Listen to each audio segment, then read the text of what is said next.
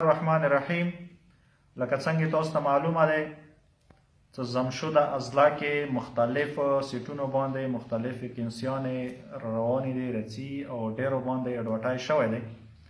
په دې حوالې باندې په تعلیمي ادارو کې صرف 3 سیټونه داسې دي چې هغه مذهب سره تعلق ساتي، مذهبي سیټونه دي. په هغې کې یو کاري، یو ایټي او یو ټي ټي. په دې باندې د وفاق المدارس العربیه د دوره حدیث شهادت العالمیه چې کوم سند و هغه د ام عربي او اسلامیات مساوي و.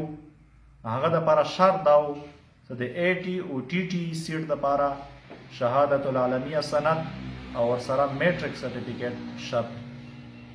موجوده وخت کې په قبایلو کې چې څومره ایډورټایز شوي دي یا څومره ایډورټایزمنټ کیږي په هغې کې د ایټي او ټي ټي سیټ دپاره د شهادت العالمیه سره سره بی شرط لګولی دی چې هغه دپاره بی هغوی ضروري کړی دی. بل طرف ته هایر ایجوکیشن کمیشن یو څو ورځې مخکې یو اخباري بیان جاری کړو چې 2018 31 دسمبر نه بعد چې څومره پرایویټ بی اے شوي دي د هغو ډګرانې کالعدم او پرایویټ بی باندې بین او پابندي ولګول.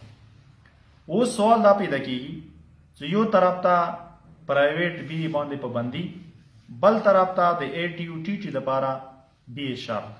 دینه خو دا معلومه شوه چې مذهبي خلق د مدارسو فضلا دا یوې بنې بنای منصوبې او د یو سازش لاندې تعلیمي ادارو نه سرته کولو کوشش روان دی.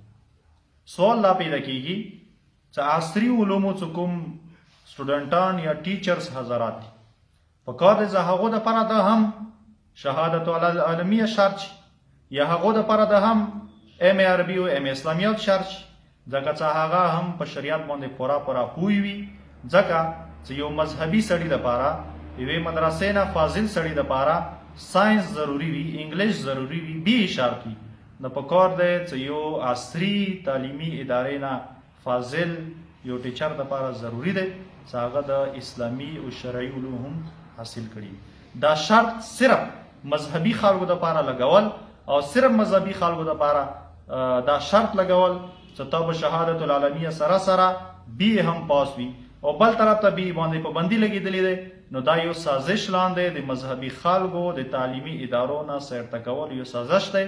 موږ به د دې خلاف انشاءالله تعالی هر قسم قرباني دپاره تیار وو. وفاق المدارس العربیه ته څومره مشران دي هغو سره مو مسلسل په رابطې باندې یو، هغوی سره مو په رابطې کې یو.